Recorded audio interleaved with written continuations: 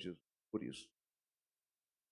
Vamos abrir as nossas Bíblias, meus irmãos. Gostaria de convidá-los para nós a carta aos Coríntios, capítulo 11, o versículo 27. Segunda carta aos Coríntios, capítulo 11. Nós vamos ler aqui o versículo 27. Nessas últimas semanas eu sempre trouxe aqui um livro, né, para presentear algum irmão no final do culto que acertava as perguntas, né? E olha só, esse livro que eu acabei de adquirir, meus irmãos, esse daqui é A Cultura do Jejum. O autor dele é o pastor Luciano Subirá. Esse autor, meus irmãos, ele preparou um conteúdo muito bom, muito importante, muito válido acerca desse assunto, que é o jejum. E esse daqui, atualmente, é um dos melhores livros que tratam desse assunto. Eu comprei ele, mas eu acho que eu vou presentear algum dos irmãos aqui da igreja, né? Não sei se, talvez não hoje. Vou esperar vir um dia que tenha mais gente para a gente então sortear aí. E já estão querendo ali, né? Olha, irmãos, o pastor Gideão recomenda também essa leitura, né, pastor? O senhor já tem ele, né? É muito bom essa leitura, A Cultura do Jejum. Aqui, meus irmãos, ele fala sobre o que é o jejum, né, exatamente na Bíblia, como que a Bíblia menciona. Ele faz aqui uma análise para apresentar os tipos de jejum, a duração, os seus efeitos, propósitos, a forma de jejuar, enfim. Aqui, para quem quer se aprofundar mais nesse assunto, vai ser uma bênção. Com certeza essa leitura vai lhe trazer mais conhecimento, mais aprendizado e lhe motivar ainda mais a fazer jejuns, a praticar o jejum e a buscar a Deus. Então, vou deixar isso aqui. Semana que vem, se tiver pelo menos o dobro de irmãos que tem aqui hoje, semana que vem, então vamos abençoar alguém aqui com esse livro. Esse daqui é o melhor livro atualmente desse assunto, né? Um dos melhores. Então, vamos lá, meus irmãos, vamos ler a Bíblia Sagrada. Segunda carta aos Coríntios, capítulo 11, versículo 27.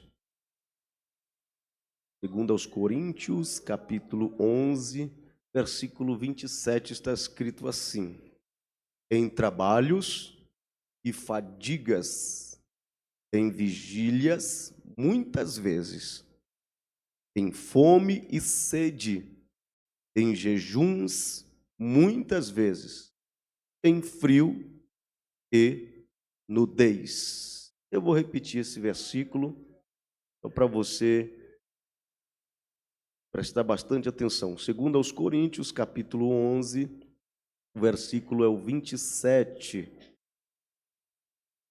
Em trabalhos e fadigas, em vigílias muitas vezes, em fome e sede, em jejuns muitas vezes, em frio e nudez.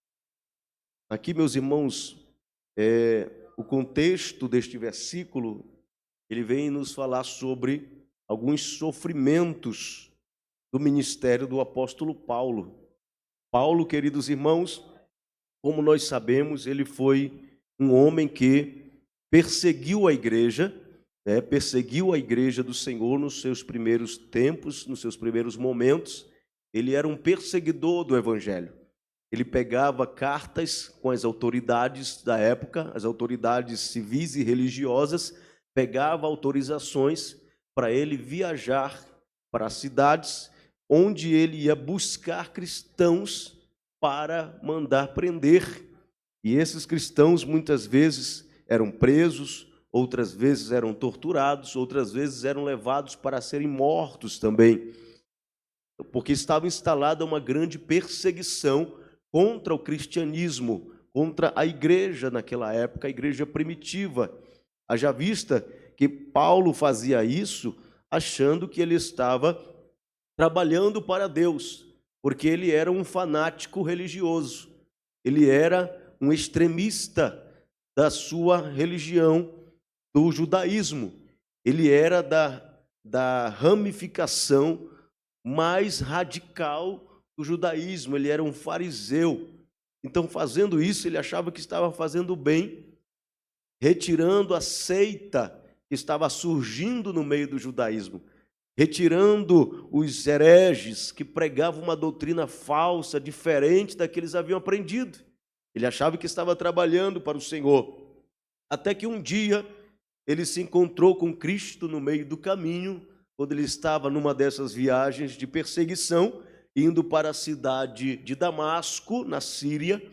Então, no meio do caminho, uma grande luz reflete sobre Paulo, ele cai do cavalo, fica cego, ele ouve aquela voz que dizia a ele: Saulo, Saulo, por que me persegues? E aqui eu quero até abrir um parênteses para dizer que o nome dele era Saulo, mas também era Paulo. Na verdade, às vezes a gente costuma dizer que Deus mudou o nome de Saulo para Paulo, mas Deus nunca mudou o nome de Saulo para Paulo. Paulo era a versão grega, a versão gentia do nome dele, Saulo, que é de origem hebraica. Então, quem era judeu chamava ele de Saulo. Quem era gentil, e gentil é todo aquele que não é judeu, com certeza tinha mais facilidade de chamá-lo de Paulo. Então, meus irmãos, perceba que quando ele cai do cavalo, o Saulo, que também já era o Paulo, que não foi transformado no Paulo, esse mesmo homem teve ali um encontro com Jesus, ficou cego, por 3 dias ele ficou sem enxergar nada, guiado por os seus companheiros, entrou na cidade de Damasco, e ali a Bíblia diz que ele ficou diante da presença de Deus, orando e jejuando. Jejuou por 3 dias.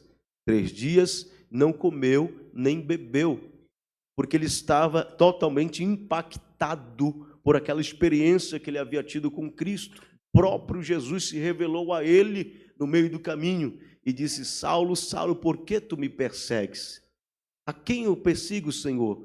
A minha igreja. Quando você persegue a minha igreja, você está perseguindo a mim. Era o que Jesus estava dizendo. O Senhor deixou ele cego por 3 dias, ficou em jejum por 3 dias, ficou ali extasiado, atônito, até que naquele meio tempo Deus levanta um dos discípulos da igreja primitiva, um dos profetas da igreja primitiva, que era o profeta Ananias. E Deus disse a Ananias: vai até a cidade de Damasco, na rua direita, na casa de Simão, curtidor, procura por um homem apelidado de Tarso, Saulo de Tarso. Deus deu o endereço, Deus revelou para ele o endereço. Para quem não acredita que isso acontece, Deus revelou para ele o endereço, Deus revelou para ele a casa onde ele estava, Deus revelou o nome e até o apelido de Saulo. Saulo, apelidado de Tarso. Prova que Deus pode revelar o que ele quiser, não tem limites para Deus falar com o homem.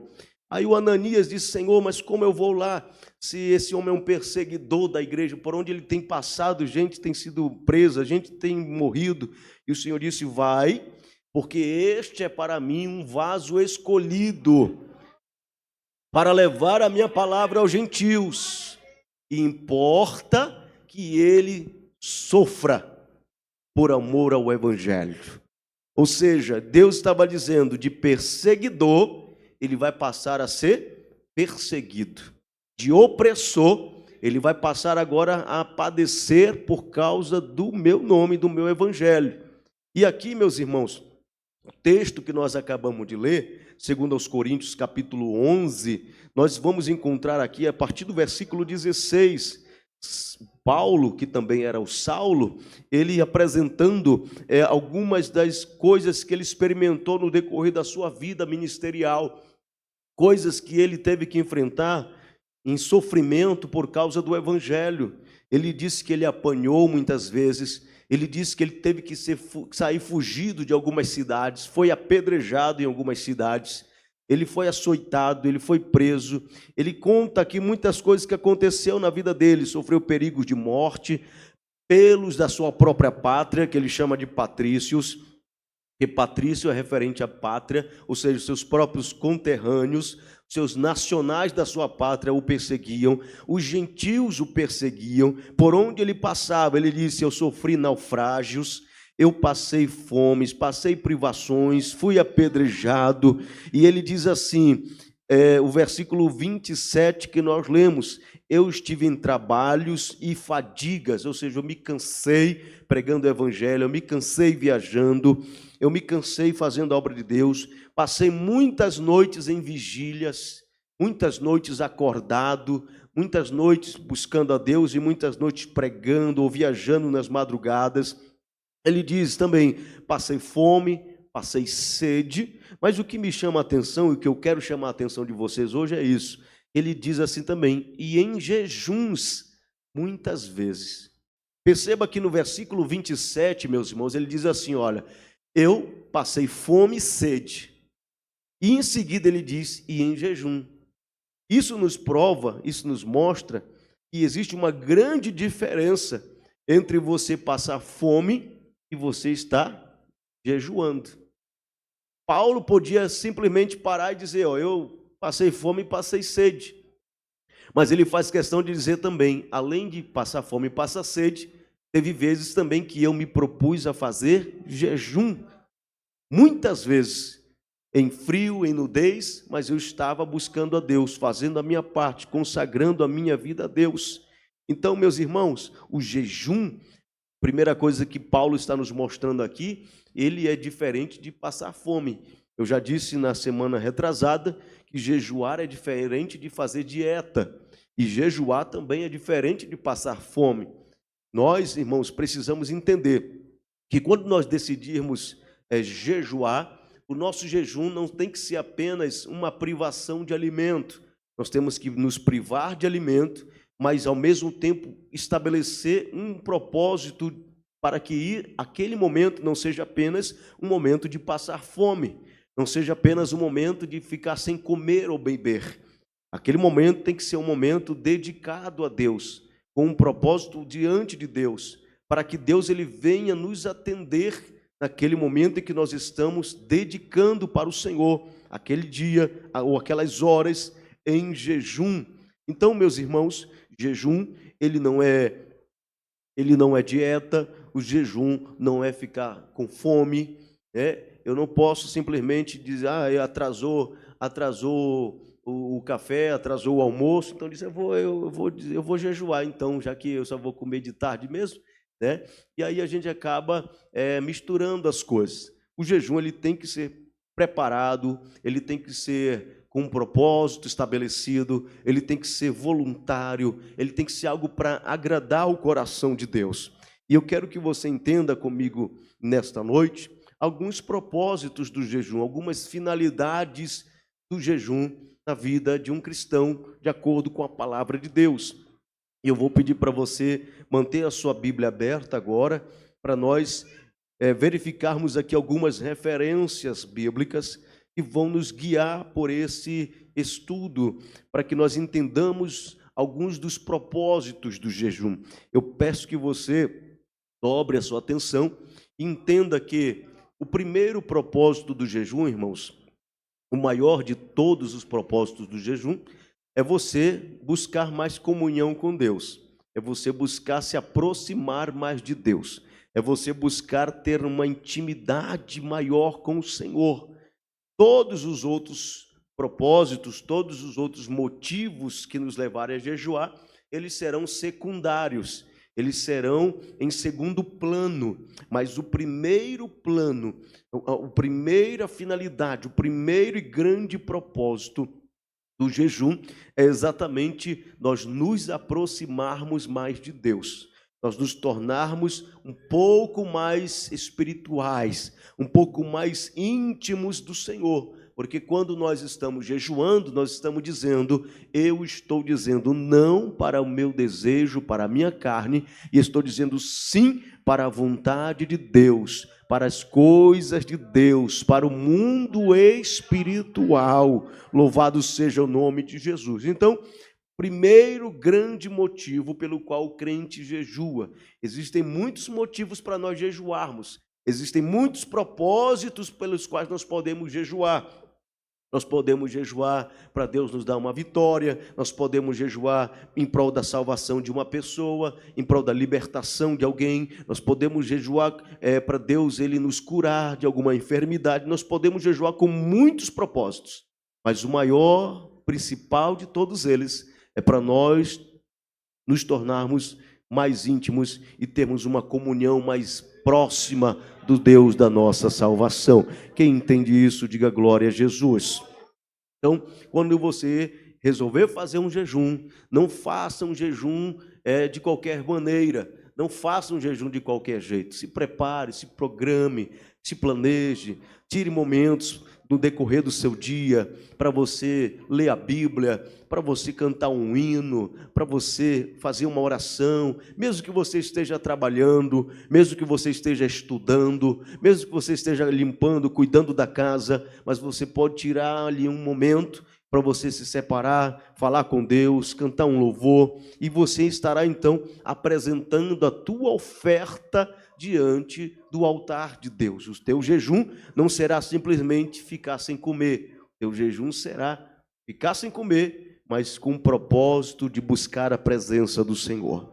E aí nós vamos para a Bíblia, Mateus capítulo 6, versículos 16 ao 18, nós vamos ler esse texto bíblico, e nós vamos ler também, em nome de Jesus, Zacarias capítulo 7, versículo 5, nós vamos ler também em Atos capítulo 13, versículo 2. Esses 3 versículos são suficientes para nós entendermos que um segundo, ou por que não dizer, dentre os motivos secundários, dentre os propósitos secundários do jejum, ele estará aqui sendo apresentado como um ato de honra a Deus, um ato de honra diante da presença do próprio Deus. Mateus, capítulo 6, versículo 16 ao 18, o que diz a palavra de Deus, meus amados irmãos? O Senhor vai nos dizer da seguinte maneira, louvado seja o nome de Jesus: e quando jejuardes, não vos mostreis contristados como os hipócritas, que desfiguram seus rostos, para que aos homens pareçam que jejuam. Em verdade vos digo que já receberam seu galardão. Porém, tu, quando jejuares, unge a tua cabeça, lava o teu rosto, para não parecer aos homens que jejuas, mas a teu Pai que está em oculto, e teu Pai que vem em oculto te recompensará. Perceba que Jesus está aqui também ensinando de forma implícita que o jejum ele não é para honrar os homens, ele não é para agradar aos homens. O jejum ele é para honrar a Deus. Quando você jejua, você não tem que fazer isso para mostrar para o pastor da igreja que você jejua. Você não tem que fazer isso para mostrar para o seu líder que você jejua. Você não tem que fazer isso para provar para o seu esposo, para a sua esposa que você jejua. Você tem que fazer isso visando agradar a Deus, honrar a Deus, chamar a atenção de Deus.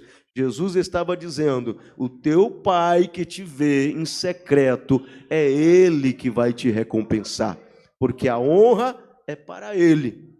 Se o louvor é para Ele, se a honra é para Ele, se o sacrifício é para Ele, então somente Ele terá a justa recompensa para a tua vida. Eu já disse aqui, meus irmãos, que não é pecado você dizer que está jejuando, não é pecado você compartilhar isso com pessoas próximas de você, até para evitar que as pessoas fiquem te oferecendo, te tentando, te oferecendo comida. Mas o que Jesus está nos ensinando é que o jejum tem que ser um ato de louvor e honra para Deus, em primeiro lugar. Zacarias, capítulo 7, Zacarias é o penúltimo livro do Antigo Testamento, capítulo 7, versículo de número 5, mais uma vez aqui, a palavra de Deus vai nos falar sobre essa questão de honrar a Deus enquanto nós estamos jejuando. Zacarias, capítulo 7, versículo 5, está escrito da seguinte maneira: fala a todo o povo desta terra e aos sacerdotes, dizendo: quando jejuastes e pranteastes no 5º e no 7º mês, durante estes 70 anos, porventura foi mesmo para mim que jejuastes? Deus está perguntando ao seu povo: olha, foi para mim mesmo que você fez o teu jejum? Foi para me adorar? Foi para me honrar? Foi para me servir? Foi para me glorificar? O verso 6 ele continua: ou quando comertes e quando bebestes, não foi para vós mesmos que comertes e bebestes? Deus estava dizendo assim: será que o que vocês estão fazendo quando vocês comem, quando vocês bebem, ou quando vocês resolvem jejuar, é para mim ou é para a glória de vocês próprios? Ou é para vocês próprios serem vistos? O que o Senhor está nos chamando a atenção é justamente isso, meus irmãos. O nosso propósito inicial precisa ser honrar a Deus com a nossa vida, honrar a Deus com o nosso corpo, honrar a Deus com o nosso sacrifício, honrar a Deus entregando uma oferta que não é em dinheiro, uma oferta que é na nossa própria vida, na nossa própria carne, no nosso próprio corpo, dizendo: Senhor, eu quero te honrar hoje, entregando a ti um período de jejum, eu quero te adorar através desse jejum. E eu tenho certeza, meus irmãos, que quando nós fizermos isso com o propósito correto, com a finalidade correta, vai haver também resposta certa de Deus sobre as nossas vidas.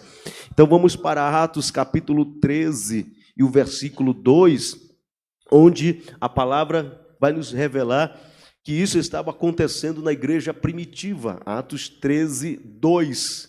E servindo eles ao Senhor. A quem eles estavam servindo? E servindo eles ao...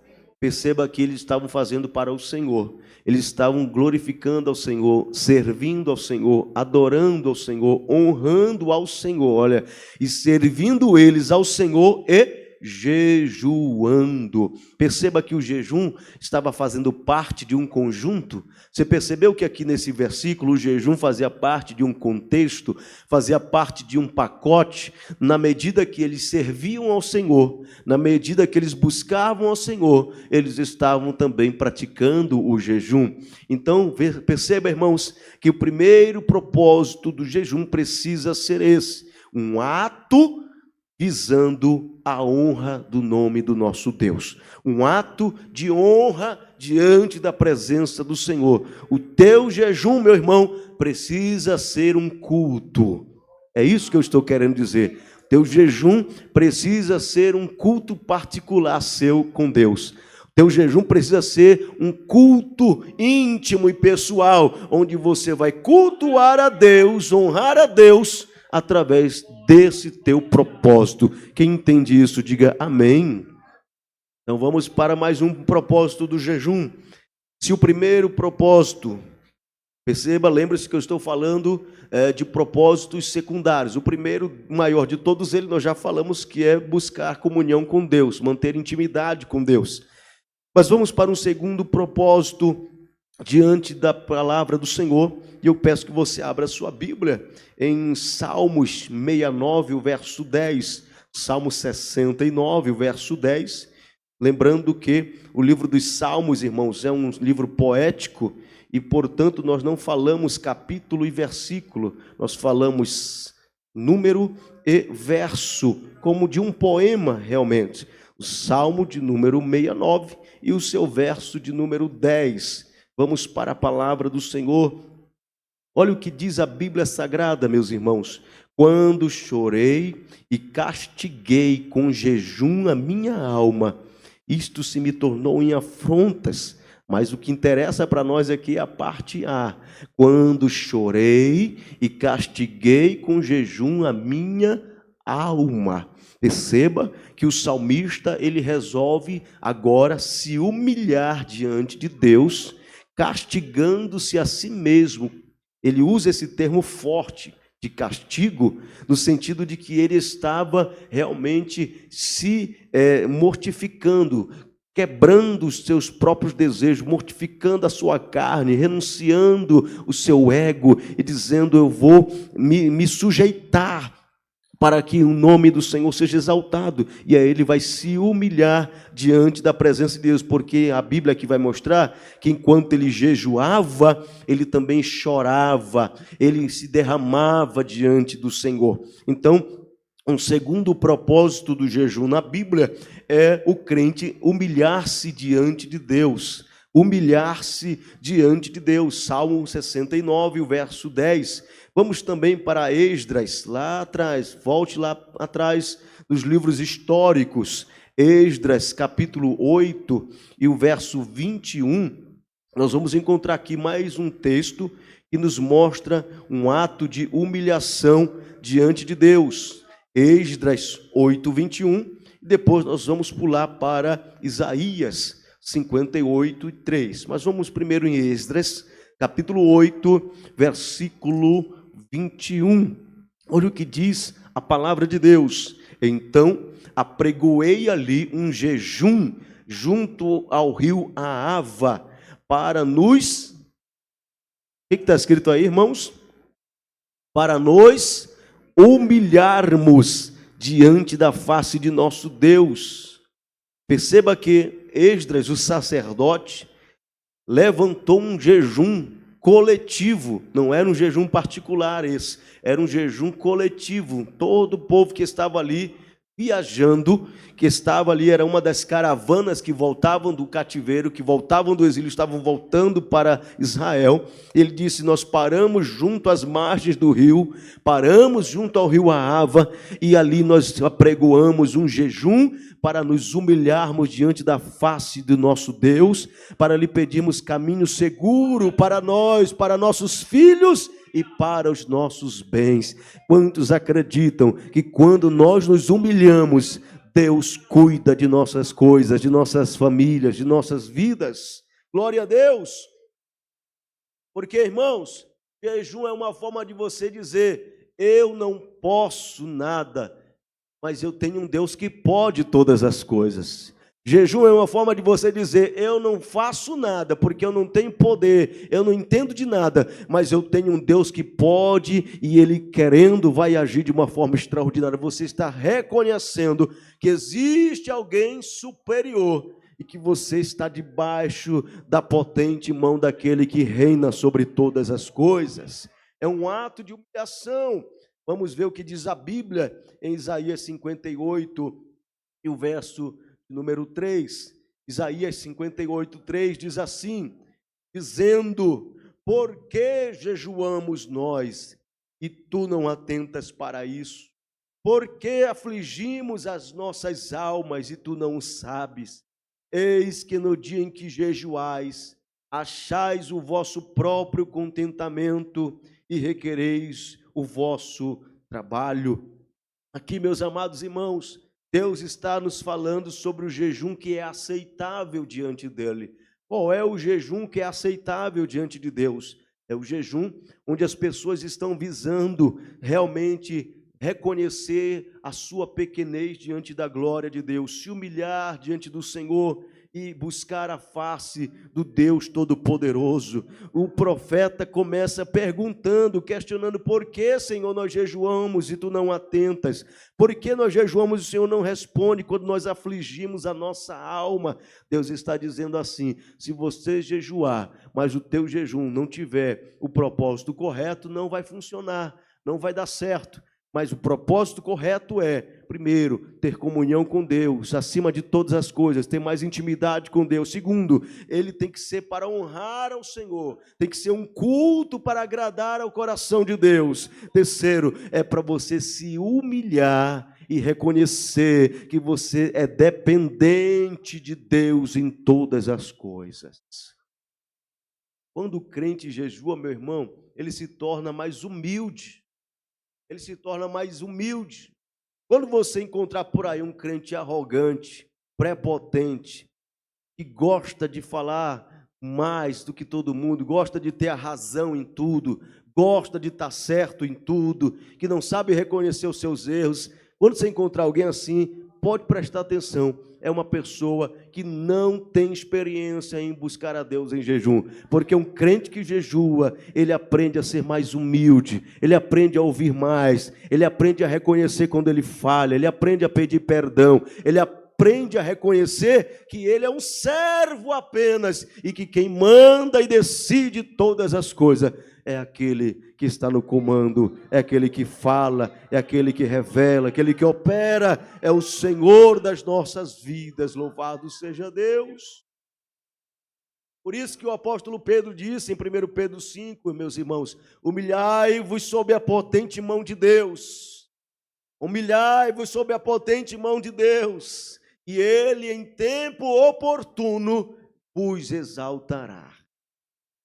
Vale muito a pena você jejuar, se humilhar diante de Deus, em silêncio, quando ninguém souber, quando ninguém está vendo, porque no tempo oportuno vai chegar a hora de Deus te honrar, vai chegar a hora de Deus te recompensar, vai chegar a hora de Deus dizer, agora eu vou mostrar que eu sou Deus contigo e que eu tenho recebido o teu sacrifício, o teu propósito. Glórias ao nome do Senhor para sempre. Aleluia. Vamos para mais um, meus irmãos, para nós finalizarmos essa noite. Nossa hora já se passou, mas eu queria ainda dar mais um propósito para o teu jejum, para quando você resolver jejuar, você saber por que você está fazendo isso e fazer ainda com mais motivação. Vamos lá, meus irmãos. 1 de Samuel, capítulo 7, versículo de número 6. Lembrando que não é primeira de Samuel, não é 1 Samuel, porque não é uma carta, não é uma epístola, mas é um livro. Então, primeiro Samuel, o 1 de Samuel, capítulo de número 7 e o versículo 6. Primeiro livro de Samuel, capítulo 7, versículo 6. Marca aí com seu dedo e abra também Neemias, capítulo 9, versículo 1 e versículo 2. Neemias, depois de Esdras, onde você estava. Neemias, capítulo 9, versículos 1 e 2. Vamos lá, então, ler essas duas referências para nós finalizarmos nesta noite e sairmos daqui um pouco mais alimentados pela palavra de Deus. 1 de Samuel 7, 6, está escrito assim: e congregaram-se em Mispa, ou Mispá, dependendo da versão que você tiver aí. Tiraram água e a derramaram perante o Senhor. Jejuaram aquele dia e disseram ali: pecamos contra o Senhor. E julgava Samuel os filhos de Israel em Mispa. Perceba aqui, meus irmãos, houve um reavivamento em Israel. A partir do momento em que eles reconheceram a sua falha, reconheceram os seus erros, reconheceram os seus pecados, e quando eles reconhecem isso, eles resolvem jejuar diante de Deus para pedir misericórdia diante da presença do Senhor. Então eles estavam expressando o seu pesar, expressando o seu arrependimento, expressando ali a sua culpa pelos seus pecados, pelos seus fracassos pessoais cometidos. Tanto é que eles iam então até o sacerdote, para o sacerdote orar por eles, para o sacerdote julgar as causas, as desavenças que porventura haviam entre eles. Então, aqui é um grande motivo bíblico para o crente jejuar. É quando ele vai então pedir misericórdia, perdão de Deus pelos seus pecados, pelos seus fracassos pessoais. Mas aqui eu quero abrir um parêntese e dizer para você que você jamais deve colocar isso como condição de perdão na sua vida, porque isso acontecia no Antigo Testamento, quando Jesus ainda não havia vindo, quando Jesus ainda não tinha derramado o seu sangue, quando Jesus ainda não tinha morrido e ressuscitado. No Antigo Testamento, eles recebiam perdão, de fato, através de sacrifícios de animais, ou de seus próprios sacrifícios, como aqui eles estavam jejuando para serem perdoados. Na antiga aliança era assim. No Novo Testamento, da nova aliança, nós somos perdoados pela nossa fé em Cristo Jesus. Quando nós nos arrependemos, Quando nós pedimos perdão, a Bíblia diz que o sangue de Jesus nos lava, nos limpa de todo o pecado. Portanto, na antiga aliança, eles precisavam fazer esse sacrifício para serem perdoados. Na nova aliança, nós não precisamos jejuar para Deus nos perdoar. Nós só precisamos nos arrepender. Nós só precisamos confessar diante de Deus, nos humilhando, pedindo misericórdia, e pela fé em Cristo Jesus, a graça do Senhor vai cobrir a nossa vida e vai nos perdoar.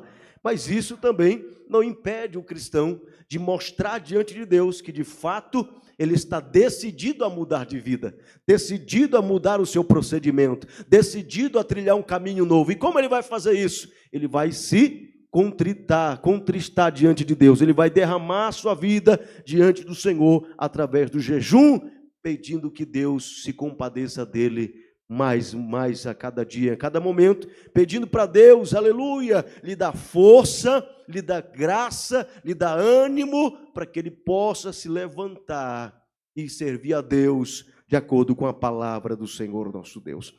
Então, expressar pesar por causa dos pecados e fracassos pessoais. Vamos ver o que diz Neemias, capítulo 9, versículo 1 e 2. Perceba que aqui em 1 de Samuel, o povo jejuou, derramou perante o Senhor e pedia perdão dos seus pecados.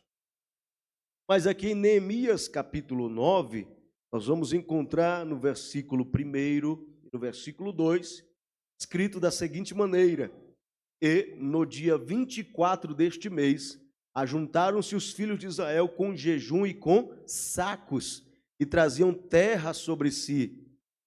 E a descendência de Israel se apartou de todos os estrangeiros, puseram-se em pé e fizeram confissão pelos seus pecados e pelas iniquidades de seus pais. Perceba, irmãos, que mais uma vez, o povo de Deus, ele resolve fazer um concerto com o Senhor, resolve fazer uma aliança nova com Deus, resolvem pedir perdão pelos seus pecados, e quando eles fazem isso, eles querem mostrar para Deus que de fato eles estão arrependidos, e uma forma que eles acham de fazer isso é jejuando. Aqui mostra mais um costume que os judeus tinham: eles se vestiam com panos de saco, rasgavam suas vestes normais, suas roupas normais, se vestiam com pano de saco, ou seja, com roupas velhas, desprezíveis, com o pior tecido que existia, colocavam terra ou cinza sobre a sua própria cabeça, se humilhavam, colocavam a boca no pó, e isso com jejum e choro, para que Deus derramasse misericórdia e perdoasse os seus pecados. Louvado seja Deus! Quem quer perdão, busca perdão. Quem precisa de perdão se humilha para receber perdão. E quem quer chegar mais perto de Deus, jejua e ora para que a bondade de Deus permaneça sobre a sua vida. Louvado seja o nome de Jesus. Então, olhe para alguém mais bonito que está do seu lado, porque o crente mais bonito que está do teu lado também precisa jejuar. Olhe para essa pessoa e diga: vamos jejuar um pouquinho mais, meu irmão. Vamos jejuar para o Senhor ter misericórdia de nossas vidas. Vamos jejuar, vamos nos humilhar diante da presença dEle. Vamos consertar a nossa vida, nosso altar. Vamos, aleluia, fazer o nosso culto de honra, de louvor a Deus, porque Deus tem coisas extraordinárias para fazer em nossas vidas. Louvado seja o nome de Jesus. Fique de pé nesta noite, em nome do Senhor. Aleluia. Deus está chamando esta igreja para o jejum, meus irmãos. Deus está chamando esta igreja para jejuar. O Espírito Santo está chamando crentes aqui em Viliase. Deus está chamando crentes em Viliase. Será que você será um desses que vai ouvir o chamado do Senhor?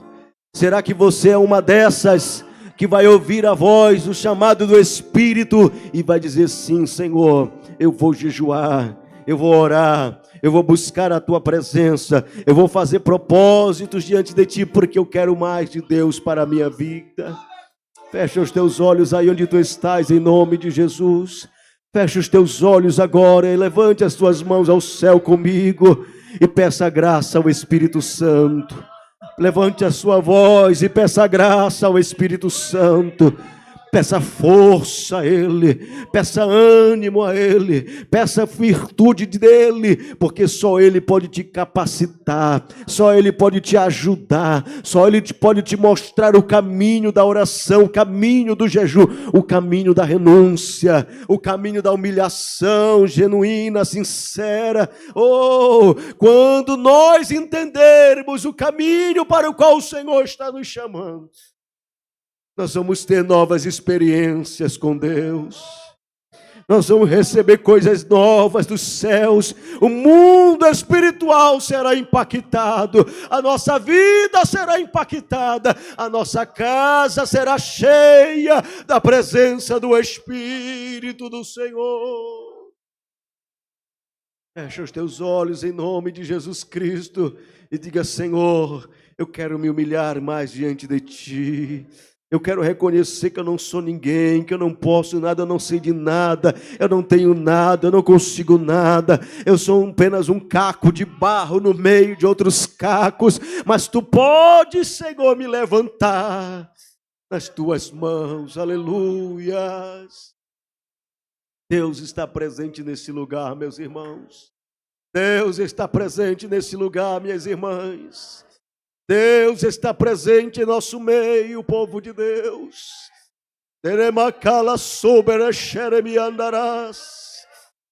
Sinta o que Deus está te tocando nesta noite. Sinta o que o Senhor está colocando dentro do teu coração agora. Sinta o que o Espírito Santo está acendendo uma chama dentro de você. E Ele está dizendo: é você que eu estou chamando, é você que eu estou chamando, é você que eu estou chamando. Eu estou te chamando para uma intimidade maior, para um propósito maior, para uma comunhão. Eu quero te revelar coisas novas. Eu quero te encher, eu quero te levantar, eu quero te usar, eu quero mostrar que eu sou o Senhor através da tua vida. Lemacarachurmi revassai. Onde estão aqueles que querem consagrar um pouco mais a sua vida ao Senhor? Levante a sua mão e dê um brado de glória a Jesus aqui nesta noite. Levante a sua mão e dê um brado de aleluia aqui nesta noite. Senhor, aqui está o teu povo, meu Pai.